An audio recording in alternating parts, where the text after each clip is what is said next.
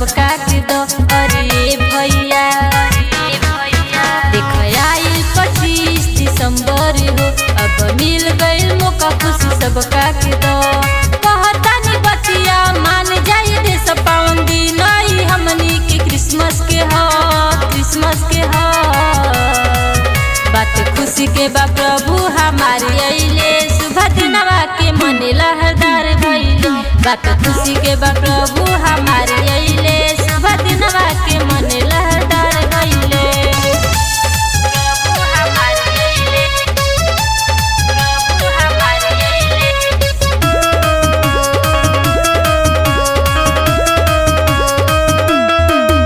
चढ़ाला मिठाई औरी भेट जी, मिली तोहरा के आशीष गिफ्ट जी। खाली चुपे चोरी न होई, जसन होई बरियार जी। मिली जुली के खुशी मनाव, प्रभु दीहे प्यार जी। नहीं कसमस बोला हैप्पी क्रिसमस, झूठो के काहे टाइम पास करली, टाइम पास करली। बात खुशी के बा प्रभु हमारे अइले, शुभ दिनवा के मन लहरदार भइले।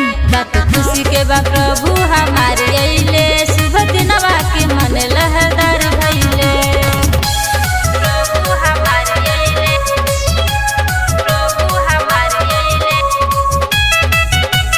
Music by Nikhil Raj Manish.